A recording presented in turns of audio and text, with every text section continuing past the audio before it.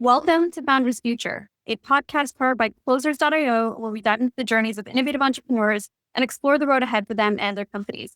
I'm your host, Mishal Saeed, and in each episode, we uncover the stories behind impactful ventures, the challenges faced along the way, and the strategies driving their future growth. Today, we're thrilled to have Chris Smith joining us. He's the founding principal and owner of Change Smith. And Chris brings nearly 18 years of leadership experience from various blue chip firms to empower organizations to prioritize people over results.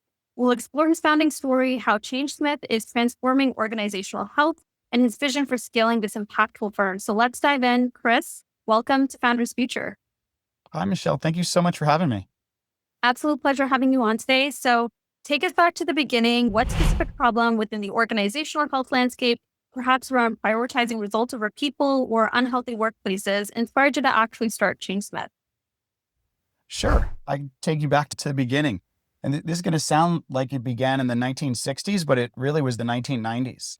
So I was at a US government client, one that everyone's heard of, and we were transforming their business from a paper-based system to a computer-based system. And there was this one individual in particular who stood out to me. She was a little bit older, reminded me of one of the Golden Girls, if you remember that show. Yeah. And we take this for granted now. And frankly, some of your audience members might not know exactly what a workstation is. But anyway, she'd probably been doing this job for 30 years or so with paper forms. And today she's sitting at a workstation. She's in the back of the room and I go over to try to help her out and she's a little bit upset. So I encourage her to try and she takes hold of the mouse and she picks it up, holds it against the screen and moves it like it's an Etch-a-Sketch. Mm-hmm. But here's the thing. It wasn't the technology that upset her. I think every generation struggles with next gen tech. But the sadness for her was that her work would never be the same. She'd never again be that person who was one of the good people in her team, or that she could be counted upon or even helpful in delivering what that team was doing. Now, of course, she may have gone on to do those things again, but the reality is that's how she was feeling, right? She was feeling that way because of this change and because of the way that the organization chose to engage her in this change. And when that happens, I think your change management effort has failed. So I never forgot that lady or the many others like her who I've seen in the 30 years since I've been essentially called upon to help people accommodate process and technology. I feel like the change should be about people. And so after about 20 years, like you said, 18 years at the start of my career, working for 4 of the biggest professional services firms in the United States, I was convinced it could be done better. But it wasn't until sadly, I lost my daughter, my mentor, and my dad in the span of about 3 years that I found the courage to try. And in 2015, I launched Change Smith. I'm really sorry to hear that, Chris. I can, only try to imagine what you've gone through and you've powered through now. And here you are, right, in an amazing organization. With that being said, let's shift to the present day a little bit. Talk to us a little bit about what the core offer is, how Change Smith generates revenue today. How do you structure for your clients and who is like your ideal client? So it's a 3-part question there, but I would love for you to break that down for us. Sure. So as an organizational health firm, we offer our clients 2 overarching outcomes, cohesion and clarity. To achieve those advantages, we design and deliver solutions related to change, to culture, and to leadership. Effectively, that's the sort of holy trinity of organizational health. And then in order to do that, we engage through some different modalities or what we call intervention profiles. And these are consulting or advisory, facilitation, training, coaching, and team coaching. Our best engagements will often feature multiple modalities for our clients and their teams. So in terms of, please, I'm sorry. No, go ahead. You were on a run. Yeah. So I think the next part of your question was around shift in strategy. Is that right? Yeah. How do you structure arena on the engagement side, a lot of what you do with that work? Yeah. So I think about maybe a year or 2 ago, we took some of our most impactful engagements with leaders at places like Marriott, Accenture. We were at the NCAA, Deloitte, the US Navy, Daiichi Sankyo, National Park Service. And we built what one of our clients referred to as a Chinese menu of practices. And what we did was essentially we put together a stock set of programs from which our clients could choose, which made a lot of sense for them because most clients have never bought organizational health before. And so it wasn't just a matter of teaching them what the offering was and how to get it, but really teaching them the consumption habits that would be associated with good change management practice and good organizational health practice. I love it. And then primarily in terms of that ideal client or ICP, what does that look like for Chase Smith? I think our ideal client is all about the leader profile, right? Mhm. If you're an organizational leader, executive, VP, whatever it is, C-suite, and your biggest focus is on profit and market share, you're probably not going to be a great client for us. But if you're someone who understands that healthy leadership is about creating the right conditions for sustainable high performance, if you're somebody who puts their team and their staff and their people before everything else, I think we become a really valuable ally. That's incredible. Now, I love the fact that you mentioned that because oftentimes leaders are not really focused on developing their team members, really focusing on that organizational strategy, as you best put it. When you say, like you said, team coaching and then the one on one as well being some of the core offers that you have, what's driving primarily a lot of the chunk of the business for you? Is it more of the team coaching right now? And is that like a group cohort style group coaching? How is all of that productized? Yeah, so I would say that our team coaching is probably the third biggest element of our offering. The second would be facilitation. So a client may ask us to come in and put together an offsite, right? So we might do a couple day offsite, partial day offsite, whatever that is. And we can do those, live certainly, and we can also do those virtually. And then the biggest chunk of our business would be from our consulting and advisory services, where we may be brought in to consult on usually the most commonly change management, business transformation type engagements. Love that. What's like your vision for scaling, especially with your fulfillment model, where probably very tailored and custom to a lot of the leaders you work with? What does that next step look like for you as far as evolving the offer, productizing things, maybe on the standardization side? I'd love to get your thoughts there. Yeah, I think scaling can be tough. I think in a professional services business, right? You need to be able to be identifying projects, staffing projects. We are based in Washington, D.C., or we're based in Arlington, Virginia, just in the shadows of Washington, D.C. And it's been a tough place in the last 6 months or so to conduct federal business. Mhm. So we've really tried to build more so out into the commercial areas. We've done commercial work for 10 years, but I think we've tried to pivot that in such a way where we can create some new footprints outside of the organizations that are being impacted most by the changes in the federal space. Love that. And what's that been like so far? What have you guys tried as far as like really trying to create a lot of your presence on with the commercial businesses? What's been that experience like? Honestly, Michelle, it's been tough. I think I've been in the federal space for almost 30 years and we've never seen anything quite like what's going on right now. But I keep bringing myself back to there's two types of organizations out there. There are organizations that need to get healthy and there are organizations that need to stay healthy. And we continue to try to provide options. We continue to try to get in rooms, get on stages and just engage, whether those are regular stages, because I do a lot of speaking engagements, or virtual stages, and just try to engage with leaders and help them to understand that if they really do want to create the conditions for sustainable high performance, that they should look to us as an option and look to organizational health as an investment. I love that. Yeah, so really getting the brand out there still, really getting in all those rooms. Now, building on that, walk us through really how you're currently acquiring some of your clients right now. What are some of those channels, whether it's paid ads, social media, LinkedIn, word of mouth referral, like what's been working best as far as like generating leads so far?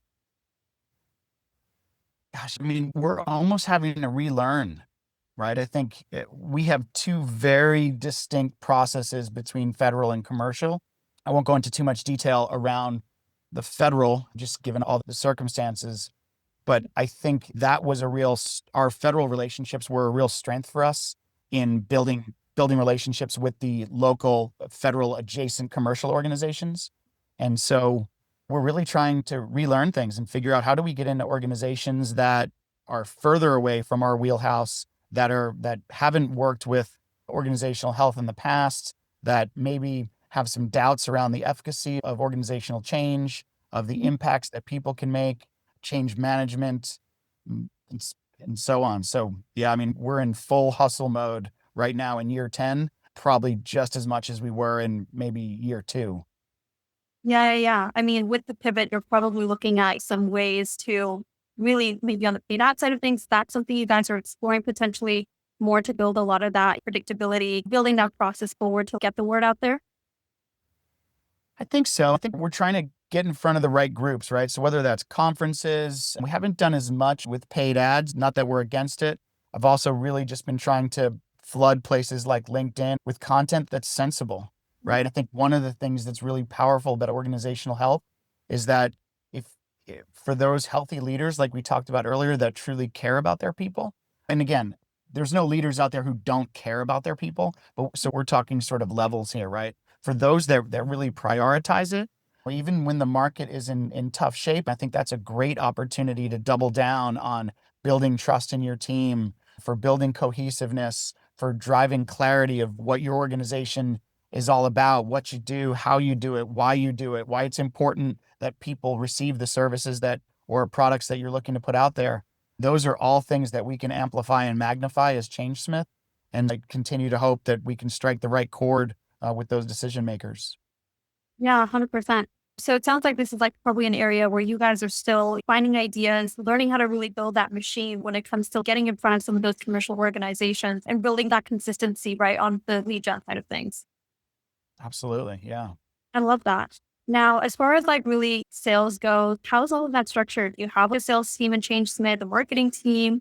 Are you doing all those sales calls right now? I would love for you to walk us through really how all of that is structured. Yeah, I think there have been times when we've been a little bit bigger, and so we've shared that responsibility more tactically. I think now it's really all hands on deck, right? As the different members of the team build relationships, we're trying to get out there, we're trying to get our message in front of them. We're trying to leverage work that we've already done. We've trying to leverage relationships that we've built. Yeah, I would say it's not quite as coordinated as I would normally like to have it, but I'm hoping that as we grow and scale, we will get back to that level of sophistication. I love that. So as far as it goes, like as a founder, is that sort of like that next step is like really delegating, maybe in like sales side of things, like bringing in some help on the marketing end, finding maybe setters and closers to help with amplifying the messaging out there. What does that next step look like for you as a founder? Yeah, 100%, 100%. I would love to bring in some experts and expand the team with the type of people that could do that. I think if we were able to catch on and bring in something that represented both some revenue and some duration, I think that would be the first place where I'd spend some profit. Try to make sure I had those folks. I think not just for the sensibility of the business itself, but I think that's just one of the things I enjoy most about business. And as we faced some challenges, I've missed being able to be part of a team. Yeah, 100%. As a founder, what does that goal look like for you? The vision over the next 6 to 12 months with scaling, growing this into really even bigger than it is. Paint that picture for us as far as revenue targets, milestones. How does all of that look like? Yeah, I think if all the stars aligned next 6 months, 12 months, I'd love to have two or three new federal prime contracts in place. And I'd love to maybe have four or five new commercial engagements, Fortune 500, Fortune 200 level commercial client engagements. Love that. What do you feel like for you has been that the biggest bottleneck as a founder when it comes to growing a team, figuring out sales and marketing? What does that look like for you right now? Honestly, I think it's what we were just talking about, right? I think our commercial proposal process, I think in the past we've tried to be so flexible that we try to be so perfect on those commercial proposals that if we'd been more firm behind our analysis and our offering and said, look, this is what we bring to the table. These are the impacts that we know we can have based on 10 years of experience. I think we would give our potential customers fewer opportunities to say no.